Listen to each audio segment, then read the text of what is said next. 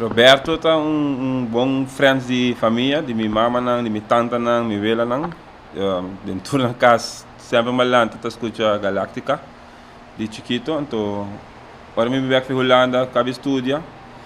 Nós começar a organizar happening de lá de casa para o carnaval. Então, assim, a mim com o Roberto, a amistade cresce mais grande, porque ela bem punta para fazer eventos, de transmitir com Galáctica aqui não. Então, assim, nos contacta começar, então, a mim também está dentro do deporte, então, todos os topa assim, tá carnaval, tá qualquer evento deportivo, por algo de pia que com aí, nós topa, então, assim, nos amistade cresce, até uma etapa última.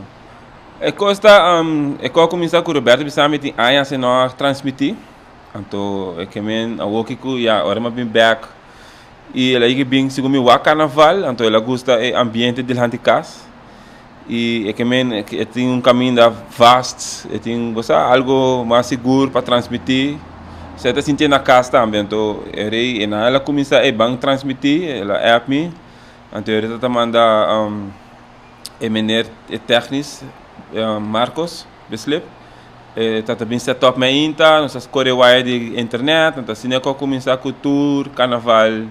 Nós transmitir de lá de casa.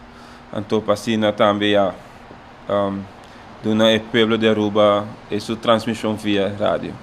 Como ela bem também que é estranha, como ela bem aqui na Minosa, me tá querer mas não é bisa, nós conheci de outro para basta aia. E me tenho bisa se gumi, só me bem fez Holanda para 2012, 2013 nem é quando começar. Quando ela começa bem na casa. Então, ela começa a transmitir. Então, não tem super hope aí, mas nem é minha bisa, ela stop, você está hostel hope para um lugar vasto, bom lugar para ela transmitir com internet, que tudo isso. Então, agora ela vem aqui e nós está correndo wide para dentro e para fora, e se ela gosta que a transmissão está estável, etc.